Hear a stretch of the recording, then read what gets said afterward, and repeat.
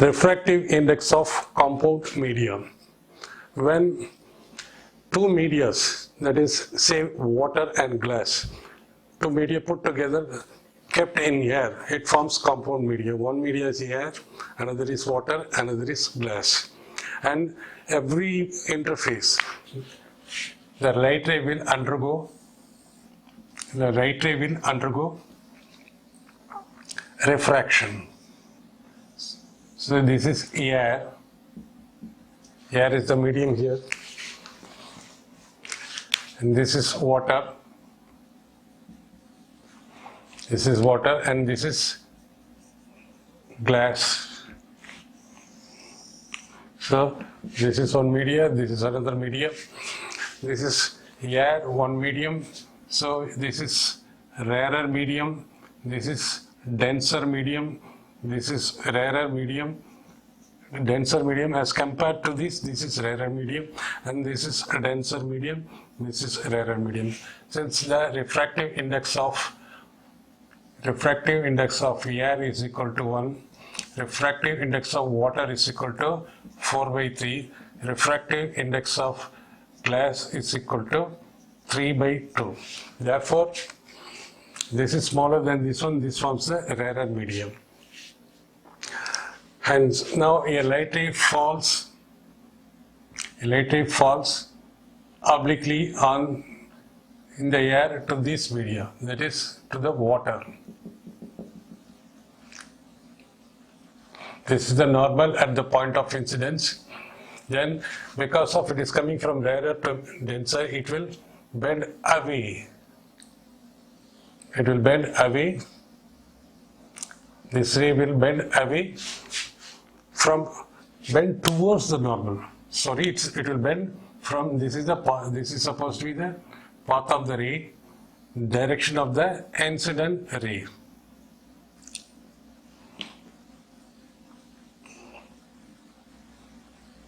So at this we draw one more normal. This is normal 1. This is normal 2. Normal 2. This is angle of, this is point A, and this interference is L, interface is LM, this interface is P, Q, and this interface is R and S. Since light ray is coming from rarer to denser medium, it will from the path it will bend away. So again, here at this point again the light will undergo refraction because there is a change in medium. So rarer to denser, it will again bend towards the normal. Bend towards the normal. It will not go directly, it will bend like this. So again it will bend, instead of going like this, it will bend and go like this. And at this point again we draw one more normal, and this is normal 3. Normal 3. Again it will undergo refraction at this interface RS. So RS, this is denser to rarer. Light, instead of going straight, it will bend away from the normal, which is parallel to this incident ray. And this, there is a shift of emerging ray from the direction of the incident ray, which we call it as lateral shift.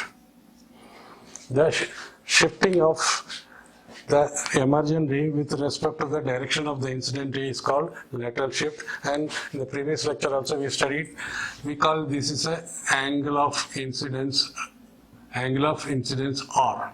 Angle of incidence R, and angle of incidence, we call it as angle of incidence I.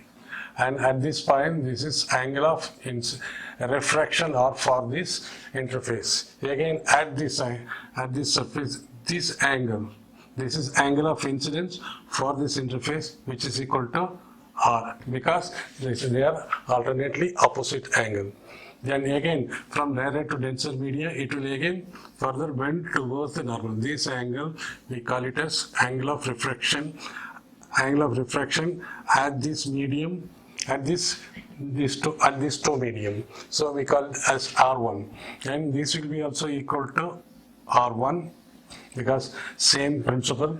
Then from here, rarer, denser to rarer, it will bend. Instead of going like this, it will bend away from the normal. This we call it as angle of emergence.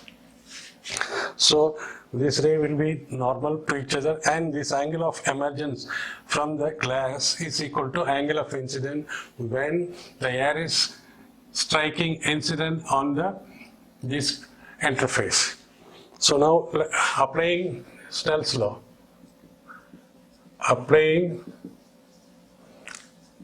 Snell's law at interface LM. At interface LM. Snell's law will be always applied at the interface when light undergoes refraction. So at this interface, refractive index of this media, that is mu A into sine of this angle. Sine of this angle is equal to refractive index of the second media, that is water, medium into water, into sine of this angle. This angle is R. Sine of R. Or you can say sine I by sine R is equal to refractive index of water by refractive index of air, which is refractive index of water with respect to air. This is equation 1. At the interface PQ, light suffers refraction, and the refractive index of this medium, that is mu of water into sine of this angle, sine R is equal to refractive index of this medium, refractive index of glass into sine of angle of this one, sine of R1. Or we can write sine of R by sine of R1 is equal to mu G refractive index of glass by refractive index of water, which we write refractive index of glass with respect to water. At interface RS, applying Snell's law, refractive index of this medium, that is refractive index of glass into sine of this angle, sine R1 is equal to refractive index of this medium, this is air, which is equal to refractive index of is mu A into sine of angle of sine of this angle, sine of E, or we can write we have a sine I, because angle of emergence is equal to angle of incidence. Already we have seen the previous lecture. Therefore, sine R1